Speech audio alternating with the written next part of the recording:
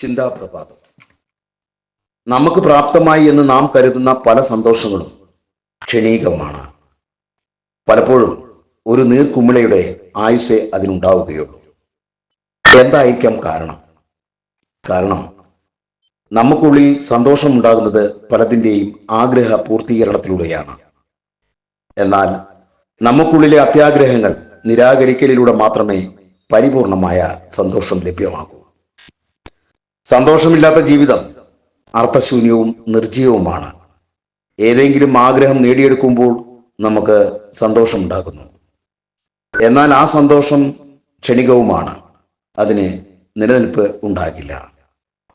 എന്നാൽ പകുത്തു കൊടുക്കുമ്പോഴും ചേർത്ത് നിർത്തുമ്പോഴും വിട്ടുകൊടുക്കുമ്പോഴുമാണ് ആ സന്തോഷത്തിന് സംതൃപ്തി ഉണ്ടാകുന്നത്. നമ്മുടെ ജീവിതത്തിൽ ഉണ്ടാകുന്ന വലിയ സന്തോഷം എന്നത് നമുക്ക് ചുറ്റുമുള്ള ബന്ധങ്ങളുടെ മനോഹാരിതയാണ്. എന്നാൽ ഒന്നിനോടും സംതൃപ്തിയില്ലാത്ത ഒരാൾക്കാണെങ്കിൽ സന്തോഷം എന്നത് അറിയാനും അനുഭവിക്കാനും കഴിഞ്ഞെന്ന് വരില്ല. മറിച്ച് ഓരോ ദിവസത്തെയും ചെറിയ ചെറിയ നേട്ടങ്ങളിലൂടെയും സന്തോഷം കാണാൻ നാം ശ്രമിക്കണം.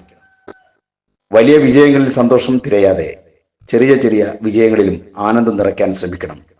അങ്ങനെയായാൽ ജീവിതത്തിൽ ദുഃഖമുണ്ടാകുമ്പോഴും ആ സഹനത്തിൽ സന്തോഷം കണ്ടെത്താൻ നമുക്ക് കഴിയും.